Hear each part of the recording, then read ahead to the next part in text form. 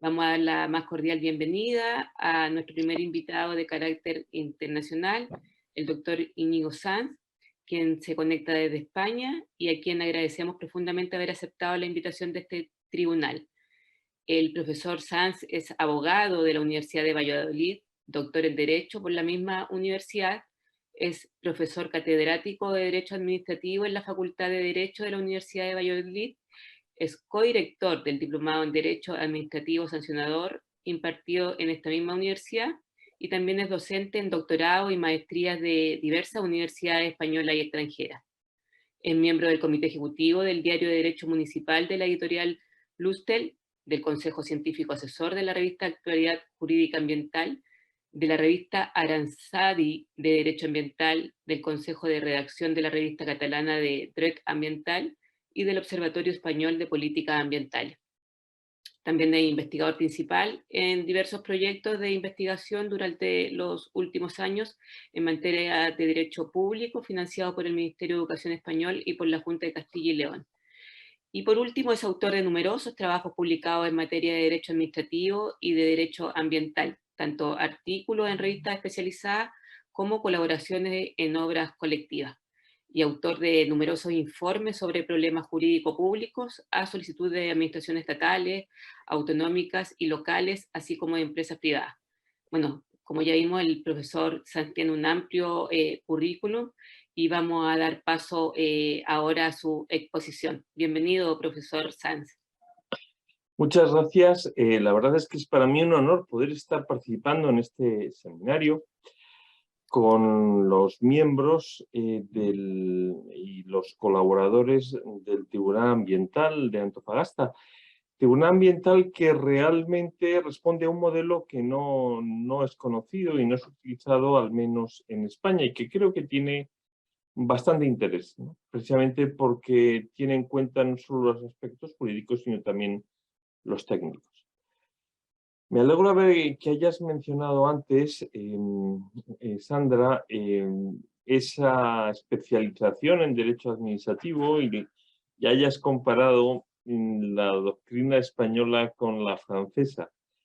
Aunque sea un poco chauvinista, en los últimos años, en los últimos decenios, quizás los grandes especialistas en la materia están percibiendo que la doctrina francesa deja de leerse, de seguirse mucho, y sin embargo la doctrina italiana y sobre todo la española a nivel internacional cada vez es más leída. Seguro que es por el motivo que decías, el hecho de compartir en buena medida una lengua común, pero también es cierto que hay aquí mucho de leer, de seguir a los demás y no de quedarse encerrados en la doctrina patria. También voy a recordar que, claro, soy jurista y tiendo a utilizar términos que en ocasiones, precisamente por pueden ser de derecho español o europeo, pueden resultar un poco, a veces, no comprensibles. Yo, si esto pasa, por favor, interrumpidme, preguntadme. Creo que lo importante es que haya siempre, en ese sentido, claridad. Estuve hojeando, con motivo de esta ponencia, la ley, creo que es la 19.300, ¿no? La ley chilena sobre medio ambiente, y he podido comprobar, y creo que es muy positivo, que el esquema general, no voy a entrar en más precisiones, pero el esquema general de la evaluación de impacto ambiental es similar, en términos generales, a la que se sigue en España, a la que se sigue en Europa. Creo que esto puede ser muy positivo porque en el fondo es analizar una serie de problemas comunes, otros quizá no, pero bastantes sí que son comunes. Cuando me sugirieron o me invitaron a hablar de esta materia, hubo una serie de temas que podían ser planteables precisamente porque son problemáticos también en Chile. Los trataré. Pero sí que antes quería mostrar o dar una panorámica de lo que es la evaluación de impacto ambiental desde un punto de vista jurídico en España, para poder después entrar en los temas concretos relativos al cambio climático, nulidades, etcétera, que creo que puede ser interesante. Bien, yo creo que es de todos conocido que la figura, la técnica de la evaluación de impacto nace en Estados Unidos. En Europa se aprueba la directiva en el año 85, la directiva europea, la primera directiva europea en materia de evaluación de impacto ambiental, tardó 5 años en aprobarse. Es decir, estamos ante un tema importante. Una directiva normalmente se tarda en tramitar 1 año o 2 años. Que hayan tardado 5 años es muestra de la importancia que tiene esta técnica y de la importancia que tenían todos los países,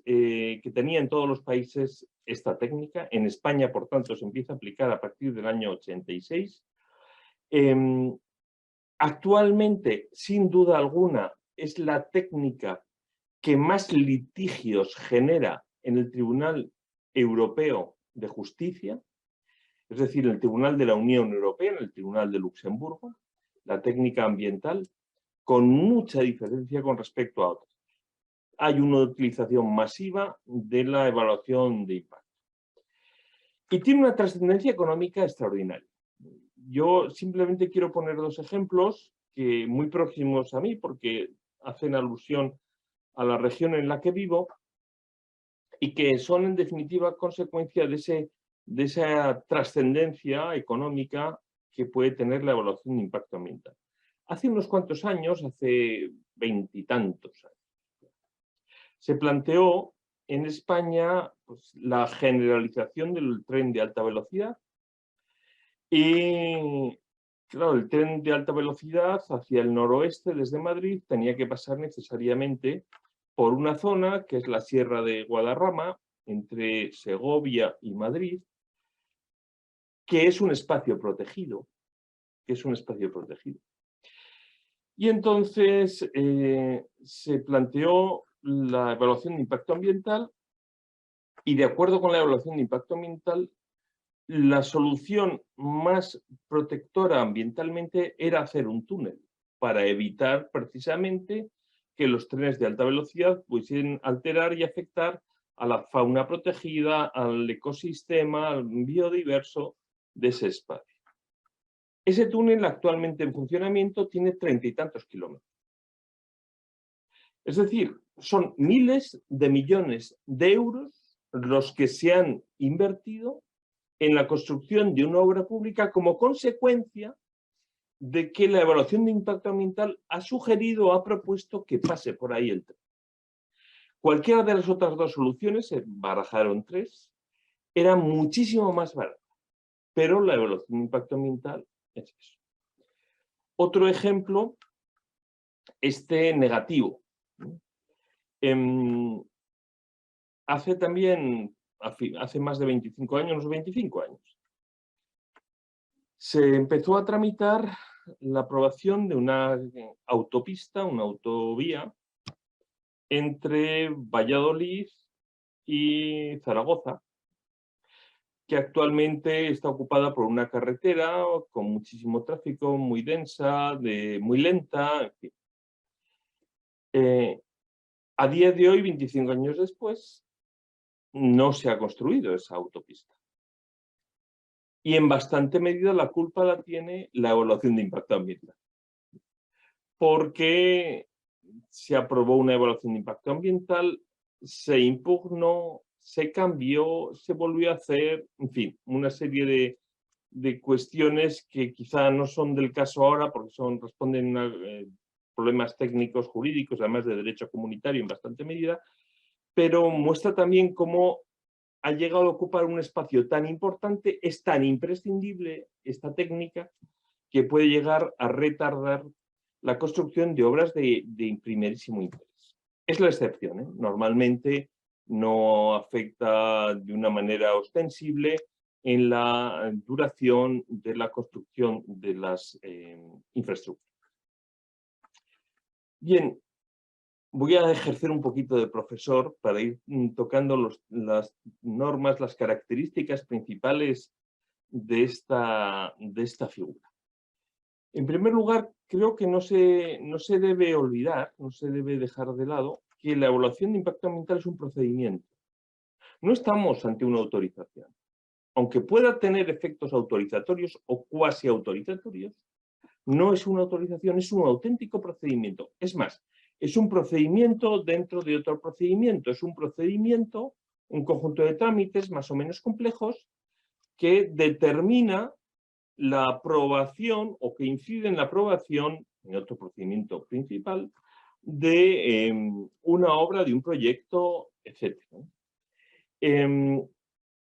Y si es un procedimiento, hay que recordar qué sentido tiene el procedimiento. Prieur, el gran especialista francés de derecho ambiental, decía que la evaluación de impacto era un procedimiento administrativo revolucionario. Y realmente lo es. Realmente lo es porque rompe prácticamente todos los esquemas típicos de un procedimiento.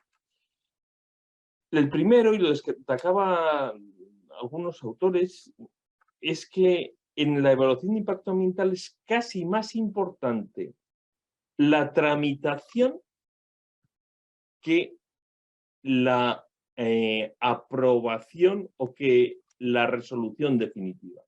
Es decir, lo importante es que las administraciones, la ciudadanía, el promotor, la administración ambiental vayan dialogando para lograr determinar cuáles son los efectos posibles de un proyecto y cómo se pueden mitigar respecto del medio ambiente.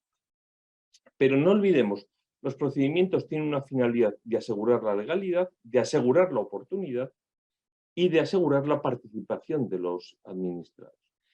En nuestro caso, la evaluación de impacto ambiental no está para asegurar la legalidad, pero sí está para asegurar el interés público, la oportunidad, el interés público ambiental. Y eso creo que es trascendente. Igual también lo es la participación de los administrados, de aquellos que van a quedar afectados por el ambiente.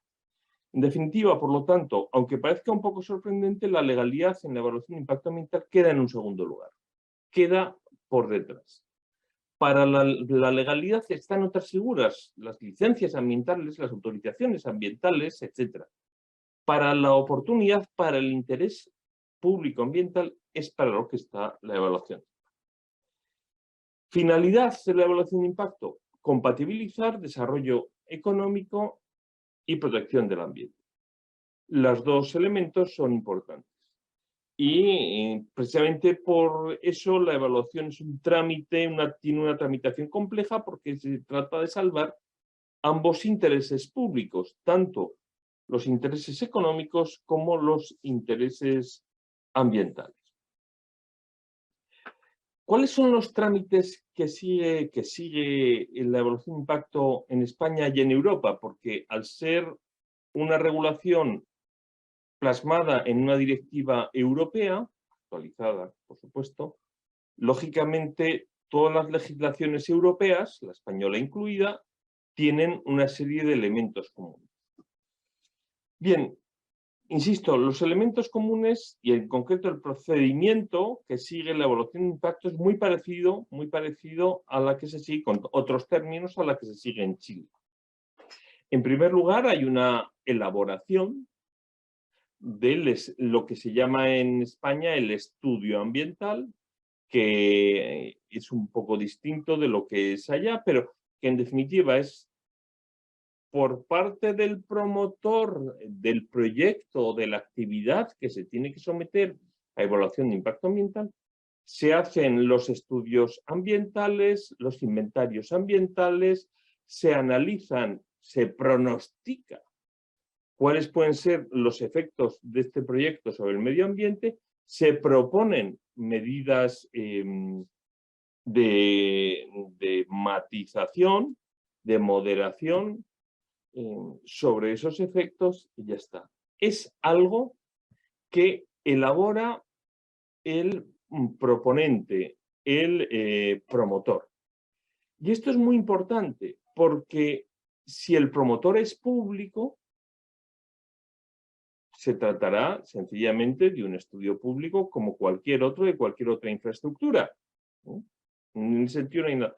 Pero si el promotor es privado, si estamos ante una mina, si estamos ante una actividad privada, nos encontramos con que el núcleo esencial del contenido de la actuación administrativa posterior, de la evaluación, la pone el proponente.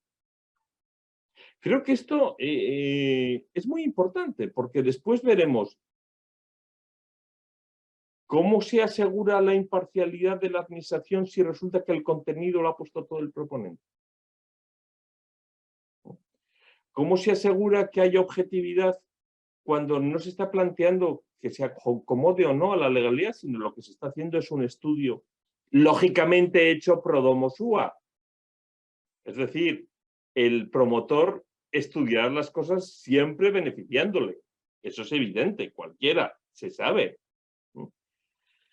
Es decir, la evaluación de impacto tiene que tener después una serie de instrumentos que objetivicen el alcance subjetivo que tiene el estudio de impacto elaborado por el promotor. En Canadá se plantea de forma distinta, es el propio Estado el que elabora el estudio. Pero eso supone un coste brutal para las administraciones públicas. En Europa han decidido, con buen criterio, que sean los propios promotores de proyectos los que asuman los costes. Y asumir los costes de la elaboración del estudio supone que, lógicamente, van a hacer un estudio que se acomode a sus intereses. Comprensible. No se le está pidiendo a los empresarios que tengan la objetividad o la imparcialidad propia de los jueces o de las administraciones.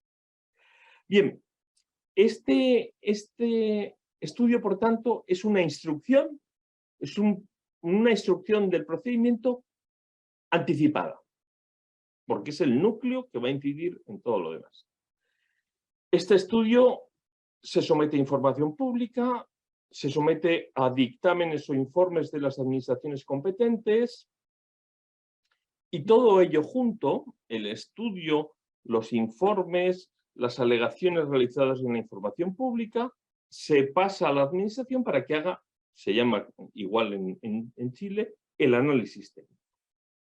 La administración ambiental se encuentra, la comisión o el órgano ambiental correspondiente, se encuentra con un estudio elaborado por el promotor, con unas alegaciones realizadas en la información pública, en el trámite de información pública, con una serie de informes de aguas, de suelos, de minas, de lo que sea, que aportan otras administraciones públicas, y todo ello tiene que analizarlo y concluir en algo.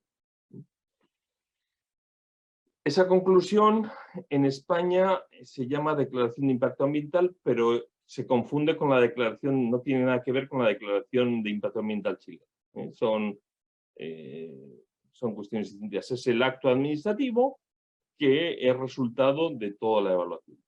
Y una vez que se emite esta declaración de impacto ambiental, este acto administrativo que emite la administración ambiental, ya el proyecto sustantivo y la declaración de impacto ambiental pasan al órgano sustantivo, al órgano que tiene que aprobar la carretera, que tiene que aprobar o autorizar la industria, que tiene que autorizar la explotación minera, que tiene que autorizar la industria conservera.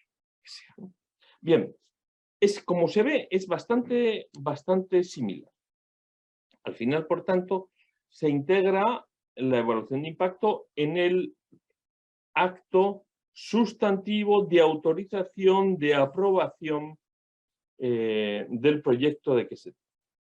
Es interesante porque yo en la legislación chilena ha sido un vistazo también prima facie, ¿no? Un poco en diagonal, pero no he visto que quede claro qué alcance tiene ¿Qué alcance vinculante tiene la evaluación de impacto? En España ha habido muchísima polémica con esto. La evaluación de impacto plasmada en la declaración de impacto, que acoge, repito, estudio del promotor, información pública y hay un análisis técnico, esa declaración de impacto vincula al órgano sustantivo. Si la declaración de impacto es negativa, el órgano sustantivo puede aprobar el proyecto.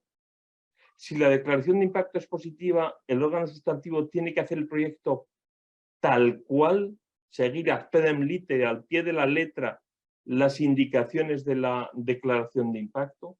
¿Es vinculante? ¿Es simplemente sugestivo, sugerente? ¿Es propositivo, sin más? Bien, sobre esto ha habido muchísima polémica en España, porque en definitiva es el punto esencial. Avanzo ya en una cuestión. En Europa no es vinculante. En Europa la evaluación de impacto es sugerente. Por tanto, el órgano sustantivo, el que sea, el órgano competente para aprobar la carretera, para autorizar la industria, lo que sea, ese órgano sustantivo puede separarse de la declaración de impacto si lo justifica. Es decir, se trata en Europa de un informe administrativo tal cual, uno más. Informe preceptivo, pero no vincula. ¿Cómo es en España? En España es bastante vinculante. La jurisprudencia, los tribunales, precisamente para quitarse trabajo, vamos, yo creo que es para quitarse trabajo, han calificado desde el año 98 de forma unánime las evaluaciones de impacto, las declaraciones de impacto como informes preceptivos no vinculantes. Determinantes, decía. Pero bueno, informes preceptivos no vinculantes. Lo cual suponía que la administración sustantiva, el órgano sustantivo, podía separarse de la propuesta plasmada en la evaluación de impacto para sacar adelante el proyecto de que se tratase. Bien, sin embargo, lo cierto es que la configuración de la ley no es así. En España, el peso que tiene la declaración de impacto es muchísimo más del que parece. Por lo siguiente, según la ley y según la realidad de las cosas, el contenido de la autorización sustantiva tiene que incluir las condiciones ambientales establecidas en la DIA, en la declaración de impacto. Es decir, tiene que asumir íntegramente tal cual la declaración de impacto. Eso significa que es vinculante. Pero, y ahí es donde viene el matiz,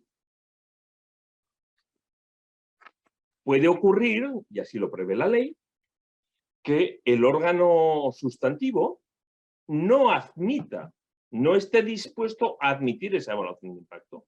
Tiene mucho interés en que se haga esa explotación minera y por mucho que la evaluación de impacto sea negativa, quiere llevarlo a cabo.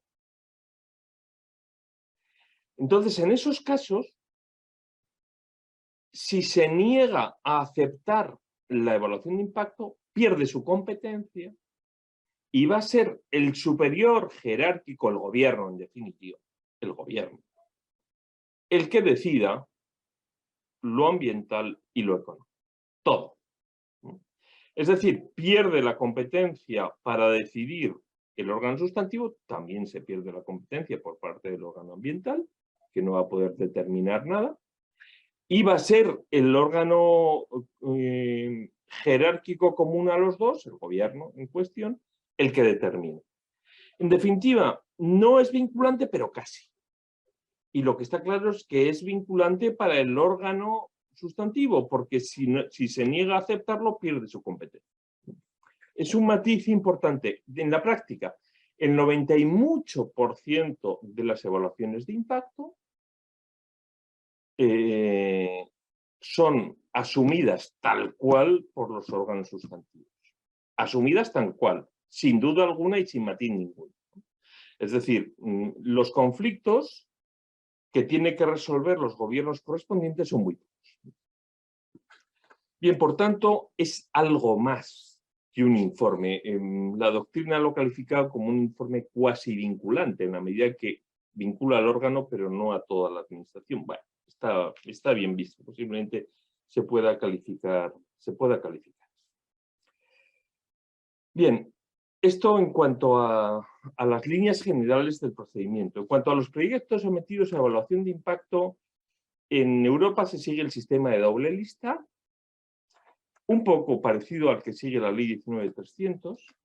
Por una parte, los supuestos que en todo caso se someten a evaluación de impacto ambiental, y por otro lado, los supuestos que con determinadas circunstancias se pueden someter o se deben someter a evaluación de impacto ambiental.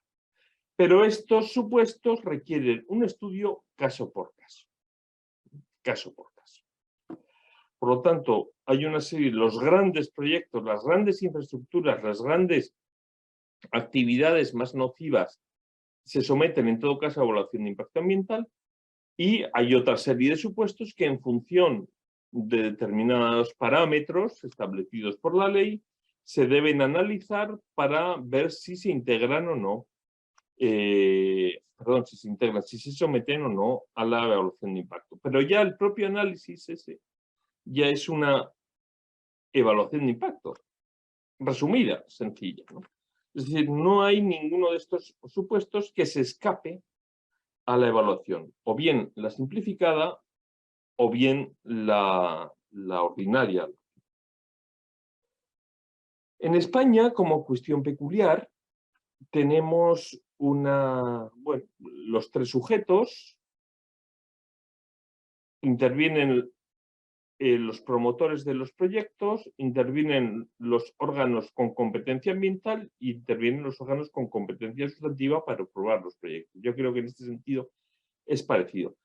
Pero tenemos una peculiaridad en cuanto a la distribución de competencias que tiene una trascendencia muchísimo mayor de lo que parece.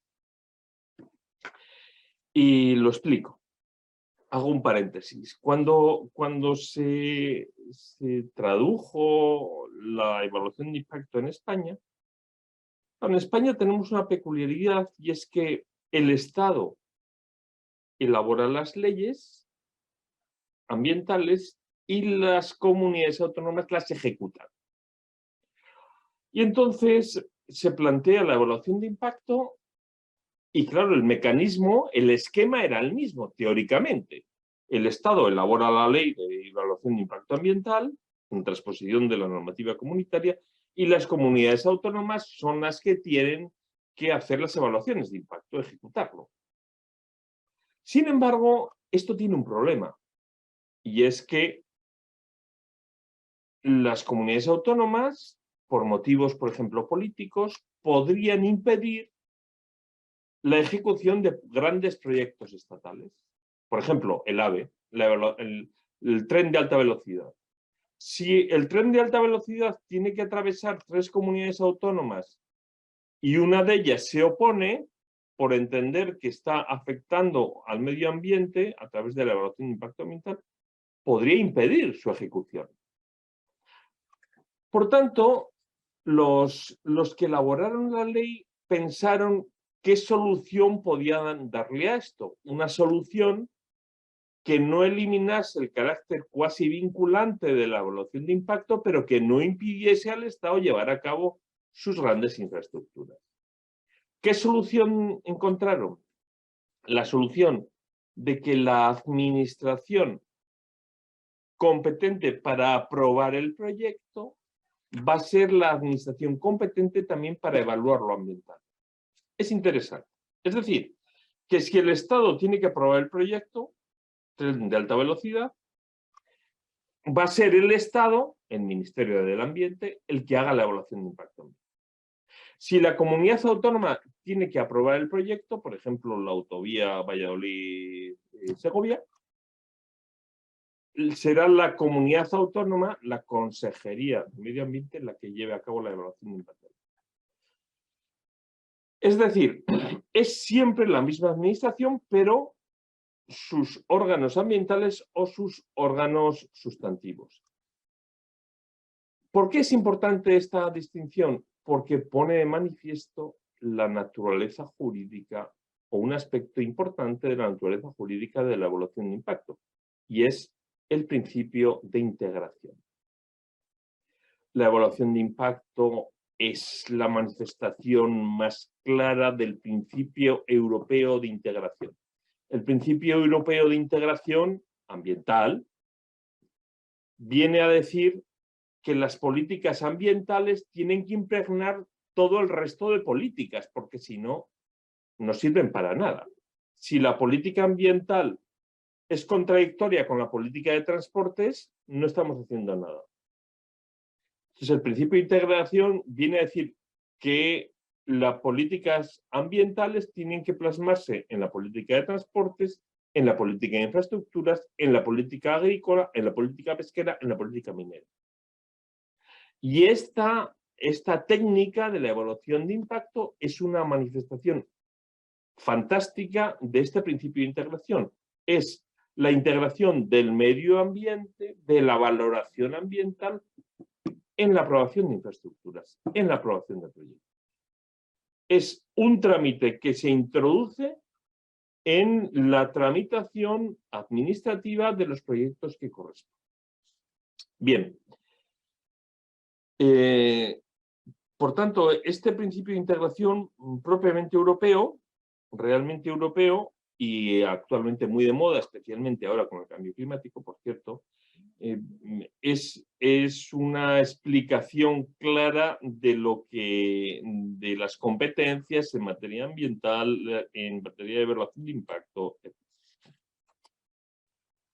Bien, voy a analizar ya, después de estas ideas generales, si queréis después, si tenemos un rato de coloquio, podemos ver otras cosas. Los problemas más o menos que se me habían propuesto en su momento, ¿no? Y que podían también ser objeto de discusión en Chile. El primer problema que se planteaba era la inclusión del cambio climático en la evaluación ambiental. Bien, efectivamente, viendo la ley chilena, en los primeros artículos aparece el cambio climático, pero específicamente, me parece, en los aspectos de la evaluación de impacto no aparece mencionado. Me da la impresión, ¿no? En España es la ley de 2013, la ley vigente, la ley 21 de 2013, la que incorpora el cambio climático en los aspectos a evaluar. Es cierto que lo incorpora, digamos, voluntariamente, porque todavía no estaban aprobadas las directivas europeas de 2014 que imponen que se evalúe el cambio climático. Bien, en todo caso se adelanta, pero está vacante. ¿Es necesario incluir el cambio climático para que se pueda tener en cuenta? ¿No es necesario? ¿Hay que hacer una evaluación paralela? La Comisión Europea desde el principio ha dejado claro que no hay que hacer ninguna evaluación paralela. El cambio climático es un aspecto más a valorar dentro de las evaluaciones ambientales. Pero mi tesis, y aquí lo planteo así, es que no es necesario que aparezca explícitamente el cambio climático para que éste se valore de forma obligatoria en las evaluaciones de impacto. ¿Por qué? En primer lugar, porque el cambio climático es medio ambiente. Es medio ambiente con carácter general. Es cierto que la reserva de ley exige que cualquier medida restrictiva de derechos esté habilitada por la ley. Y si la ley no menciona cambio climático, no se pueden imponer, en principio, limitaciones a los sujetos, a los públicos, a los sujetos privados, por razones ambientales en la evaluación de impacto ambiental. Eso teóricamente es así. Pero también es cierto que, aunque no se puede hacer una interpretación extensiva del cambio climático frente a los derechos de los promotores privados, también hay que reconocer que una interpretación racional y una interpretación teleológica son perfectamente lícitas si se puede deducir del medio ambiente los aspectos relativos al cambio climático. Pongo una serie de ejemplos.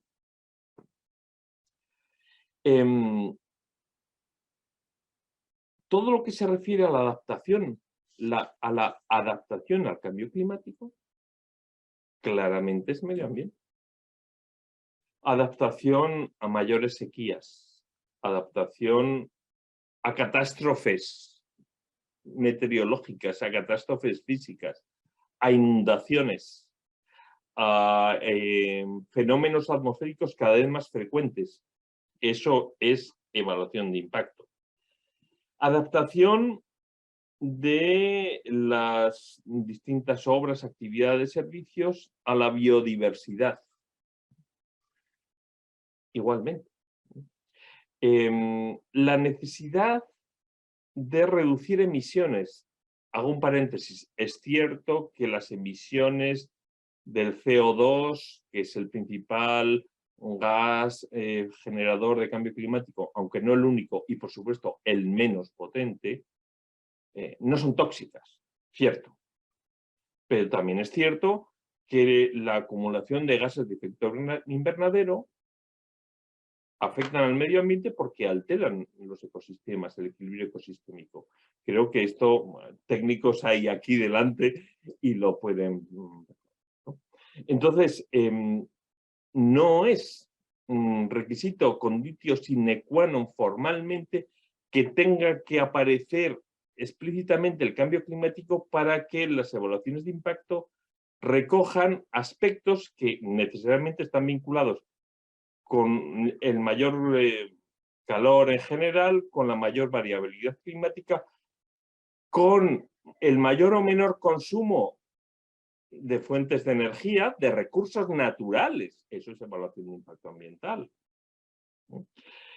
Con la eficiencia, con el ahorro, con la potenciación de las absorciones de CO2, sumideros. Es decir, prácticamente creo que no hay ningún aspecto del cambio climático que no quede dentro del medio ambiente a efectos de las evaluaciones de impacto. Me parece. Y de hecho, me acordaba de un ejemplo. Ahí, en la región en la que yo vivo, en Castilla, en el norte, hace unos años se planteó la construcción de una estación de esquí alpino en un espacio protegido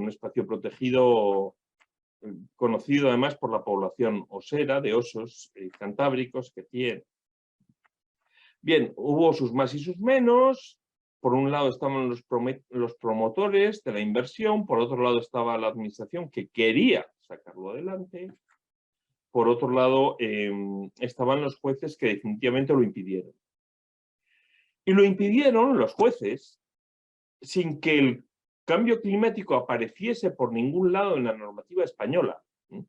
Lo impidieron porque los estudios estaban diciendo que la proyección de la pluviosidad y de la cantidad de nieve a medio plazo era que se iba a ir reduciendo paulatinamente. Simplemente con ese dato, insisto, la ley no hablaba de cambio climático. La ley de evaluación de impacto tampoco. De hecho, por ahí. Y sin embargo, los tribunales, aplicando estos conocimientos científicos, lograron proteger el espacio en cuestión acudiendo a un argumento típico de cambio climático, ¿no? El calentamiento progresivo. No lo llamaron así, pero era exactamente lo mismo. Bien, en general todos estos detalles yo creo que son buena muestra de la inclusión del cambio climático en el medio ambiente. Entonces, simplemente se trata de saber ubicarlo, de saber aludir, a mencionar el equilibrio de los ecosistemas, la resiliencia de los ecosistemas, la necesidad de reducir el consumo de recursos naturales, etcétera, para que pueda quedar integrado prácticamente. Otras cosas no. Me estoy acordando ahora de una evaluación de impacto de un parque eólico, ¿no? Parque eólico hace años, porque el abogado de la empresa eólica es un buen amigo mío. Y entonces lo tocaremos luego, ¿no? Pero consiguió que los tribunales le diesen la razón porque la administración pública le estaba imponiendo en la evaluación de impacto una serie de limitaciones que no tenían base legal. Entonces, gracias a eso, salvó la cuestión. Entonces, es importante saber qué es lo que nos dice la ley y cómo se puede interpretar. Pero hay que tener en cuenta que la ley es al final la habilitadora. Después señalo la cuestión. Bien, otro aspecto que interesa tocar respecto a las evaluaciones de impacto. Las nulidades parciales de las resoluciones de calificación ambiental. En el caso español, ya dije antes que las evaluaciones de impacto son, según la jurisprudencia, son informes no vinculantes. Por tanto, en principio, al no ser vinculante, no tendría que afectar su nulidad al proyecto, ¿no? Pero, sin embargo, afecta, y afecta muy de lleno, muy de lleno. Bien, en estos casos, cuando la declaración de impacto se anula parcialmente, hay que tener en primer lugar en cuenta, y en España se sigue así, el principio de conservación.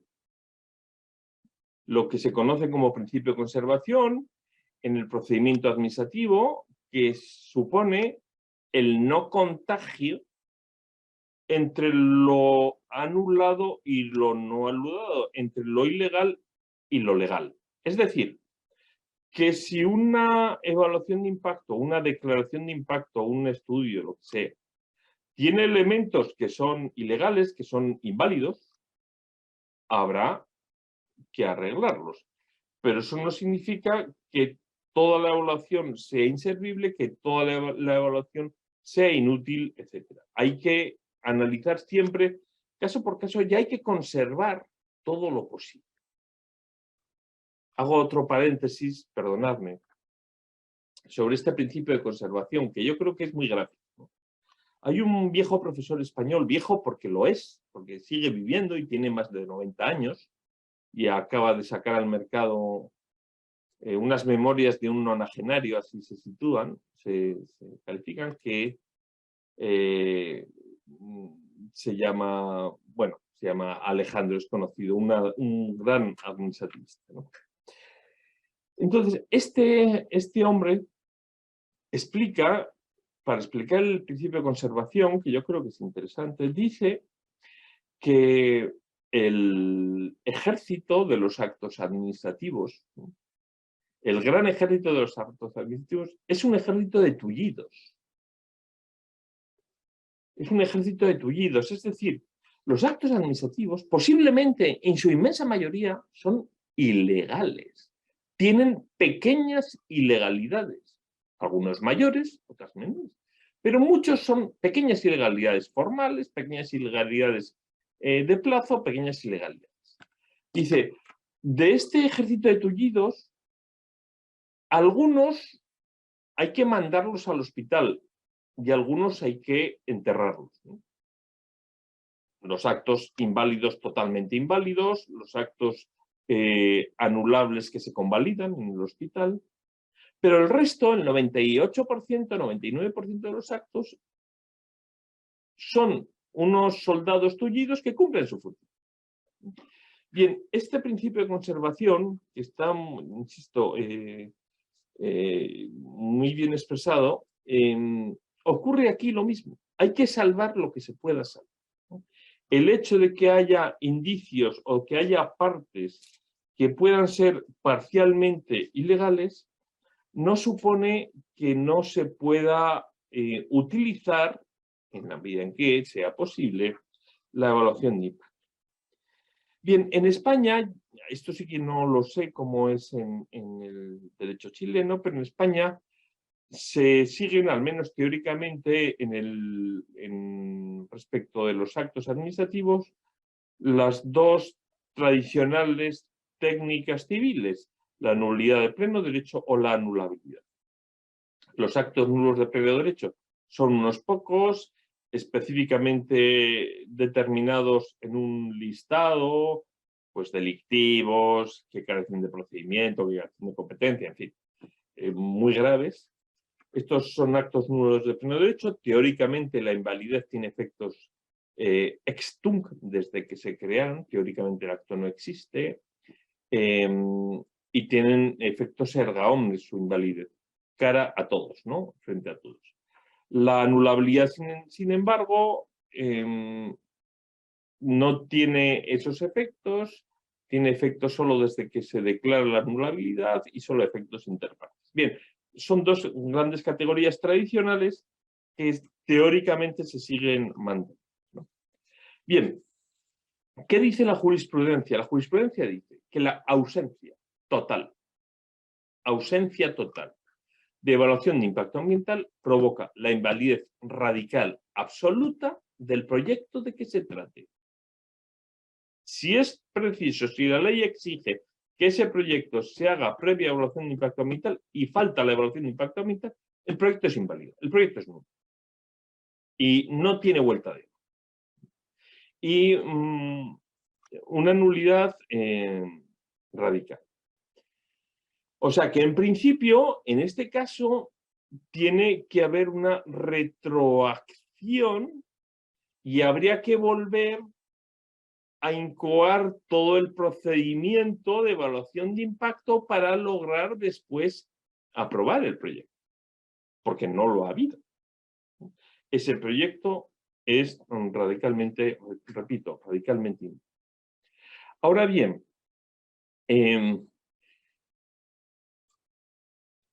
si pasan los plazos, yo creo que esto es importante porque esto ya es jurisprudencia comunitaria.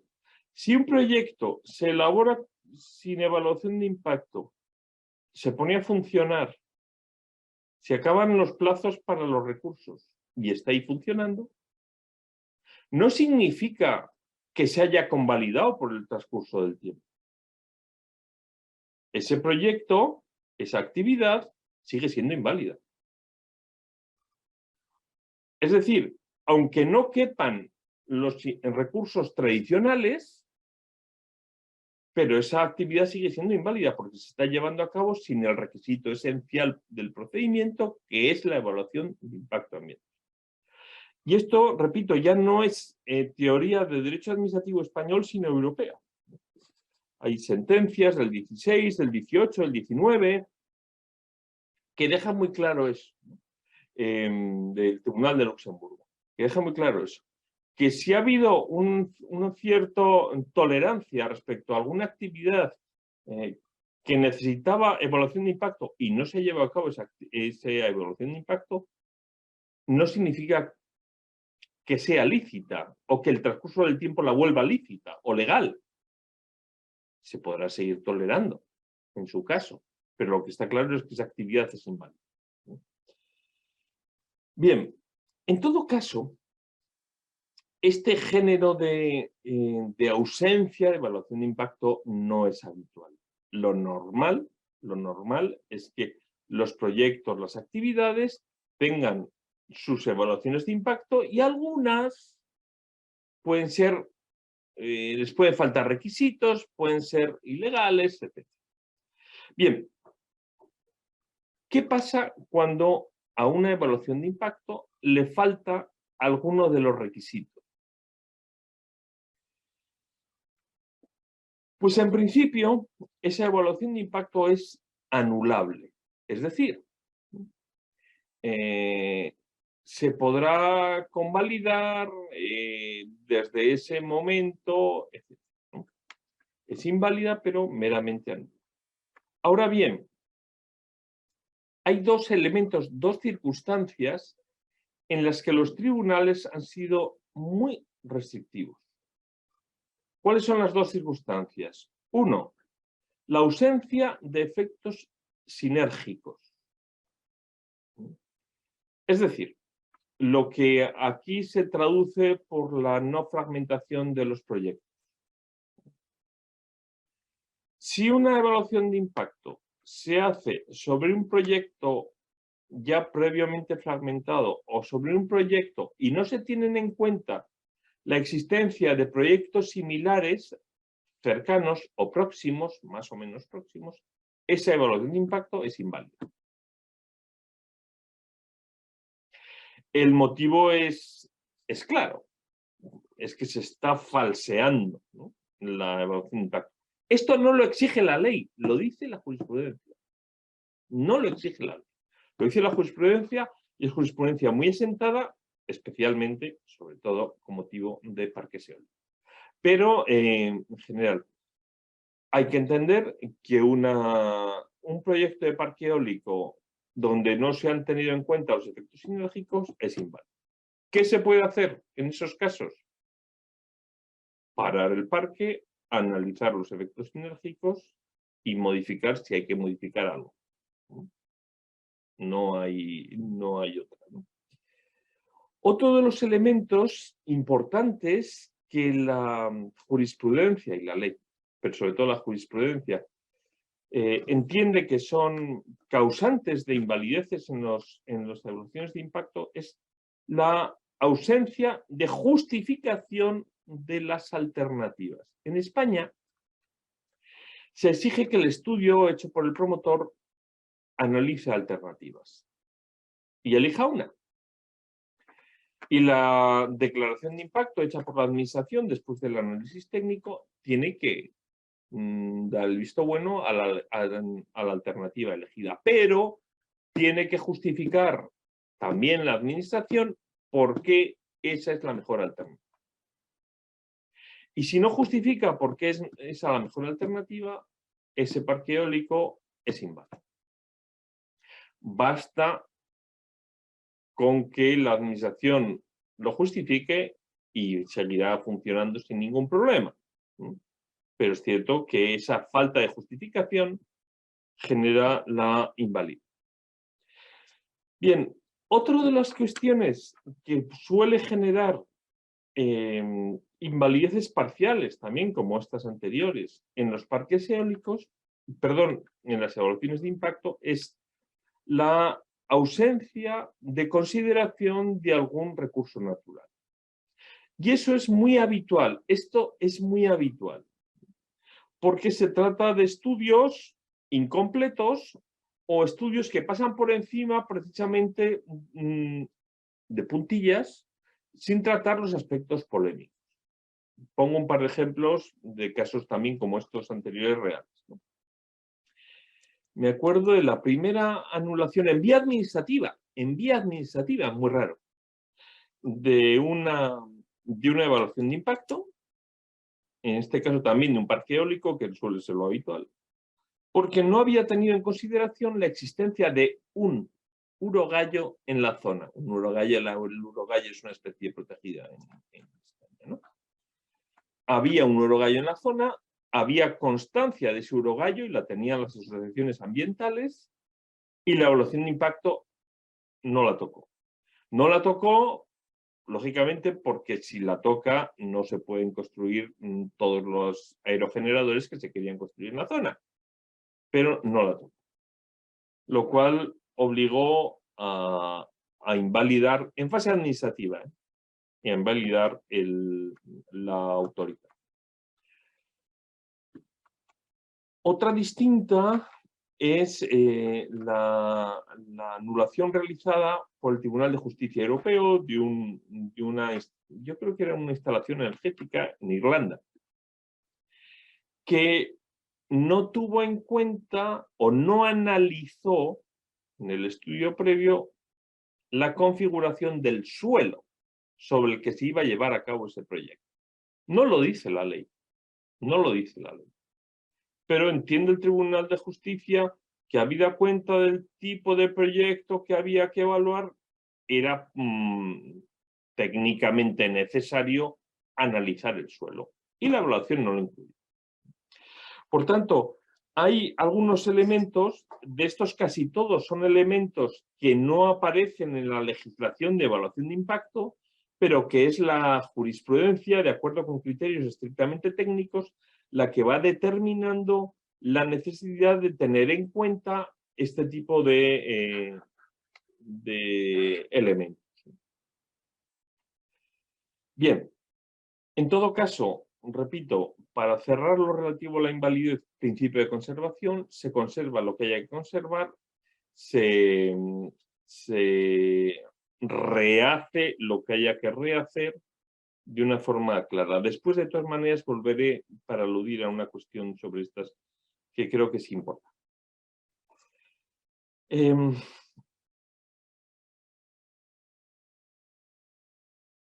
España tenemos un elemento que, de acuerdo con el derecho administrativo francés, que creo que hay que tener en cuenta. Hay un dogma del derecho administrativo francés, que es el llamado principio de intangibilidad, que viene a decir más o menos en francés que la obra pública mal construida no se destruye. Creo que es un dogma que, insisto, los administrativistas franceses lo tienen reconocido por el Consejo de Estado, ahora con sus matices, se ha matizado un poco más, pero que es evidente. Si el Estado, si una región, si un poder público hace una obra pública y esa obra pública es inválida, esa obra pública no se va a destruir. Eso hay que saberlo. Por tanto, si no se va a destruir, por subterfugios, por interés público, por los motivos que sean, pero no se destruye, es importante saber que las evaluaciones de impacto que se hagan van a ser inútiles, salvo que, digo, la invalidez, la declaración de invalidez de una evaluación de impacto no sirve para nada, porque no se va a destruir. Entonces, lo que es importante es que se pueda parcialmente ajustar, mejorar, etcétera, la infraestructura, pero no se va a cambiar. Si la evaluación de impacto propone algo, la obra pública no la sigue y hace otra cosa, va a quedar ahí siempre. Bien, esa es la cuestión. Otro tema, aunque yo no sé si esto se puede plantear aquí, yo creo que no, pero como es un problema no solo español, sino europeo, también lo voy a tratar ligeramente. El problema de los gobiernos que no quieren que haya evaluación de impacto sobre determinados proyectos, porque los consideran de interés público. Por ejemplo, una construcción de una central nuclear. Por ejemplo, construcción de determinadas infraestructuras absolutamente imprescindibles que se sabe que afectan al medio ambiente. Bien, esta posibilidad viene autorizada de alguna manera por la normativa de evaluación de impacto cuando reconoce la posibilidad de que un proyecto sea en un proyecto sometido a evaluación de impacto, se apruebe por ley. Claro, si se aprueba por ley, no tiene ningún sentido la evaluación de impacto, porque el Parlamento no entiende de evaluaciones de impacto. Y además es inimpugnable. Una aprobación por el Parlamento no la puede impugnar. Bien, la idea de esta aprobación por ley de proyectos determinados es lo que se conoce como convalidación. Es una técnica tradicional de derecho constitucional que supone sacar de los tribunales determinados proyectos para que no se invaliden por los tribunales y aprobarlo por ley para que se mantenga, ¿no? Bien, aquí es curioso, pero el Tribunal de Justicia Europeo ha llegado a decir lo siguiente. Es tan importante la evaluación de impacto que, aunque un proyecto se apruebe por ley, se tiene que someter también a evaluación de impacto. Y esa evaluación de impacto, además, tiene que poder ser controlada por los tribunales. Aun siendo aprobada por ley, pueden los tribunales controlar la legalidad de la evaluación de impacto. Es una sentencia, han seguido varias, la sentencia Voxus del 18 de octubre de 2011, que ha alterado totalmente la configuración de las competencias de los tribunales en esta materia. Bien, simplemente lo dejo ahí. Principios ambientales que inciden en la evaluación de impacto. Yo creo que en la evaluación de impacto inciden con claridad todos los principios ambientales conocidos. Prevención, cautela o precaución, quien contamina paga, corrección. Los 4 tradicionales, ¿no? La prevención sin duda alguna, porque es el principio que está más manifiesto en cualesquiera técnicas previas de control administrativo. Sin duda alguna. Y además esta prevención se lleva a cabo de una manera especial porque el legislador exige una determinada preparación técnica de los estudios y de los análisis que se llevan sobre esos. Sí que tiene problemas el principio de cautela, el principio de precaución. ¿Puede la evaluación de impacto aplicar, ejecutar, concretar el principio de precaución?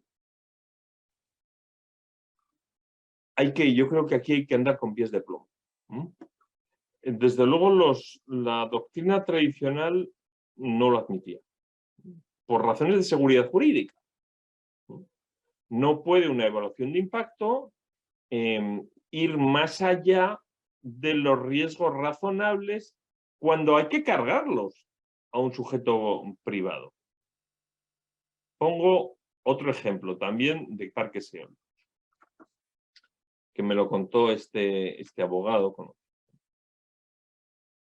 Van a hacer, la empresa iba a construir un parque eólico en una determinada zona de la meseta castellana y entonces, bueno, llevaban construidos muchos, entonces la evaluación de impacto tiene que considerar la presencia de aves rapaces, como siempre. Sin embargo, en la última evaluación de impacto ambiental, cuando presenta el estudio, le dicen el estudio está incompleto. Dice, ¿por qué? Dice, porque no tiene en cuenta la posibilidad de que afecte a los murciélagos del parque eólico. Y entonces dice, bueno, la verdad es que nunca se ha planteado, no hay ningún estudio ambiental sobre eso, sobre los murciélagos. No tenía yo constancia de que hubiese esto. Y dice, no, ¿por qué ha salido? Decía el técnico en cuestión. Ha habido un par de artículos en revistas científicas que aluden a eso. Dice, fenomenal, pero no se puede obligar a un promotor privado, a la administración sí, pero a un promotor privado no le puedes obligar sin haberlo previsto antes, sin haberle avisado antes, sin haberle a que empiece a realizar estudios que solo de una forma tangencial la ciencia científica los estudios científicos están ahora analizando y obligarle a estudiar en profundidad eso. Es decir, el principio de precaución hay que tomarlo con precaución. Hay que tomarlo con precaución. Si la ley sectorial o la ley de impacto ambiental alude específicamente al principio de precaución y concreta todas las posibilidades de limitar los proyectos, por ese motivo, habrá que echar para adelante. Pero si no lo dice o lo dice de forma poco clara, hay que pensar que en los proyectos privados tenemos que jugar con una clara habilitación legislativa para limitar derechos de los sujetos privados y que la seguridad jurídica y los riesgos asumidos tienen que salvaguardarse, ¿no? Lo digo, no, esto no es blanco-negro, yo creo que hay una gran zona gris en todo esto, pero hay que ir con pies de plomo, ¿no? El principio de quien contamina paga claramente está en juego también. Curiosamente, eso lo supe ya después de estudiarlo, después de estudiar varios años la evaluación de impacto, y es que los costes de tramitación se incluyen en el principio de quien contamina paga y, por tanto, es coherente que los pague el promotor. Principio de corrección, sin ningún problema. Aquí en el principio de corrección hay que tener en cuenta qué hacemos, qué puede hacerse cuando un determinado proyecto supone una importante pérdida de biodiversidad, una importante afección a recursos naturales. Bien, lógicamente, la evaluación de impacto se dirigirá a minimizar esa incidencia. ¿Puede imponer que se reduzca 100% la incidencia? Lógicamente no. Parece que va de suyo. Hay que compatibilizar. Pero sí que es cierto que actualmente, también por influjo europeo, se está imponiendo, en teoría, en la práctica, no conozco ningún caso. En Estados Unidos creo que sí que los hay, aquí no, en España no. Se está imponiendo la técnica de contabilizar la biodiversidad perdida a pesar de todas las ponderaciones y todas las minimizaciones, contabilizar la biodiversidad perdida y compensarla mediante proyectos, si es posible, limítrofes. Es decir, que toda pérdida de biodiversidad, que lógicamente no se puede recuperar in situ, porque in situ hay que llevar a cabo la actividad económica de que se trate, hay que recuperarla, si se puede cuantificar, en otro lugar. Esto, la técnica de la compraventa del mercado de biodiversidad, de los bancos de biodiversidad, que está prevista para daños, responsabilidad ambiental, pero también para evaluaciones de impacto. Sería planteable y sería interesante. Lo que, en todo caso, sí que señalo es que, a pesar de la idea, que yo creo que es muy buena, en España no se ha aplicado. Existe el llamado banco, sobre el papel, los bancos de biodiversidad, pero no conozco casos de aplicación, porque es complicado, realmente es complicado. Bien, al margen de eso, al margen de estos 4 principios ambientales sensu stricto, tenemos también el principio de integración, lo señalé antes. La mayor manifestación del principio de integración para mí en materia ambiental es la consideración del impacto ambiental de proyectos. El principio de legalidad ambiental. La evaluación de impacto va más allá de la legalidad. Yo creo que también es importante saberlo, ¿no? El cumplimiento estricto de la legalidad viene dado por la normativa ambiental, se plasma en las licencias o autorizaciones ambientales. La evaluación de impacto va más allá, exige más que la mera legalidad. Si la legalidad exige que las emisiones sean como máximo de tanto, la evaluación de impacto puede reducirlas. Eso hay que saberlo. Va más lejos, porque no está incidiendo en el ámbito legal, sino precisamente en los intereses ambientales. Y puede haber intereses ambientales que, por motivos determinados, convenga valorar y ser más estrictos en ese ámbito, ¿no? Insisto, necesita lógicamente la previa autorización de la propia. Principio de seguridad jurídica. Si está previsto, no lo he visto en el caso chileno, sí en el caso europeo está previsto. si está previsto que para elaborar el estudio de impacto ambiental la administración dé determinadas instrucciones, lógicamente la administración ambiental debe estar por actos propios comprometida con esas instrucciones. Principio de motivación, en fin. Bien, yo creo que esto se va alargando. 5 minutos, termino, y porque creo que es demasiado ya pesado, me parece. Alcance de la revisión judicial de las evaluaciones de impacto. Las evaluaciones de impacto son actuaciones discrecionales técnicas. Eso significa que como discrecionales técnicas son controlables judicialmente, pero el juez no puede sustituir a la administración. Las dos cosas se dan.